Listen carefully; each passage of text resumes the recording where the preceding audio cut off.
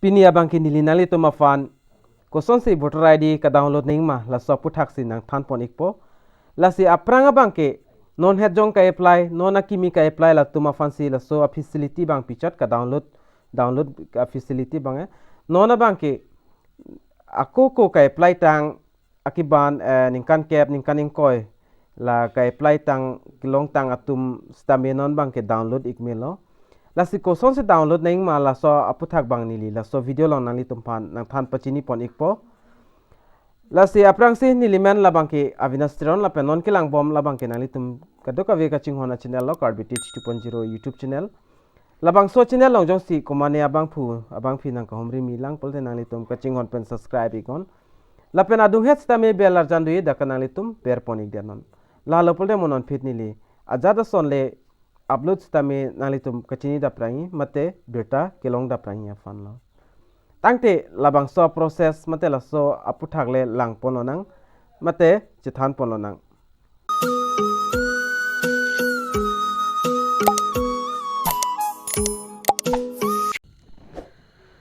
lapen ka download phana litum labang so website long wang iknang pola so website a link nili la so video description along stame pig that pola penalitum Azada browser pen stame tokdam ego nvsp.in nason tokdam ego lalo pulte nali tuma thengno talason arjan chiklang ikpo lapen aprang sin nali tum labang so protela long nali tum thek pon longi nilidak nali tum phan desktop mode mate desktop site nilidak islamic datpo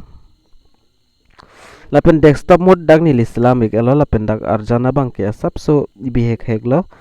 lapen da fit nali tum dak pen penan option loin stamina nali tum lag athaksi thek loin dak new do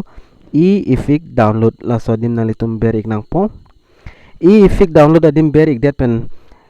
nali tum jong si aprang ta la so website long wang ik elo lapen account nali tum dak credit elo pulte mate islamic elo pulte nali tum a mobile number lapen nali tum la account credit hot nali tum sign up ahot nang litum la password ki pidon sa password nang litum dakpen berik nang po lapen captcha thekling la sa captcha bang ta nang litum dakpen fill up nang po lapen padra depin pen nang litum login nang po jong si avelang polte nang litum do not have account register as a new user nang litum la sodim nilida na piklang ponik po la aber nang litum berik nang po jong sinon sinang homri milang polte nang litum la sodim ber pen nang litum kinang so dak mobile number la pen la captcha fill up po nang po la pen send OTP long ber ikon la pen OTP nang litum a mobile number lo nang lik po la so OTP nang litum fill up nang po nang litum jong si la pen la so video la pen la so account koson secret ning mo la so video ta neli upload ik elo la silang le lang po nang litum la I bottom long stame nang litum thek pon longi dak stame nang chiklang ang po dak ber ik pen lang dam ikon la lo kali pulo nang litum so video description along stame la so video link bang nili pig det po la pen nalitum ki lang pen dak semari ko la sepada depin pen nili dak account bang nili aprang men dak create tang do mate semar tang do la sepada depin pen nili dak fill up on ikpo la pen nili dak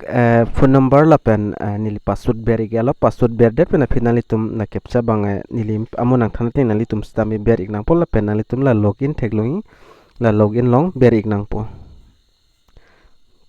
login long ber det pen fit dak loading po sapso la pen non bang la dak bang kenali tum thek mo long po dak login po bang dak tok ik det lo la si put hot nali tum login det pen fit e-efic download po dim nali tum ber ik nang po dak ber ik det pen nali tum dak thek longi kitok la nili dak na piklang pon po la sodim nalitum la lang pon iko nilida ke to gateng pen nang than pon ik pon nalitum fan currently e-efic download facility is available for the electorals having unique mobile number in our records lapen ingsonalam ladak bangke aprang ke apply tang ke apply hojong si mobile number jong si pidun pulte la so mobile number pen si la so ifik mate voter ID bang download me chodi pusida ketok la si nili dak non nali tumhan example nam piklang pon ikpo dak hini option do nali tum e-ifik number la pen from reference number lasi reference number bang ako ko ke apply reference number bang ave igdia di lasi nalitum la epic number bang ber ego epic number polte la bang ke nalitum voter id front side longs tami number dui voter id number la so number nalitum dak ber ik nang po la ber ik det pen nalitum la state select nang po la pen la search po option along nalitum ber ik nang po tangke ni lia prang process na piklang pon ik bom po tami la koma an voter id long slan mobile number killing tangke doma la so mobile number long otp dam ik po la si voter id bang download mi chodi jong si mobile number jong si killing tang avelang polte so putha kanili nang than pon ek ponali tum phan asi chuning rilo kadu kave phanta nali tum video kijut an kilai phan si pada de pin benili da voter id number la pen state nili da pen ber pon ek po la pen nali tum dak pen thek pon long ek pon nili dak voter id number la pen state select gelo la pen nali tum la search po thek long search dim ber ek nang po dak la son loading po la pen dak details bang dak na chiklang ek thai pen nali tum theng no lapen details dagna chiklang igla nalitum relative pen chenglog as state lapen ac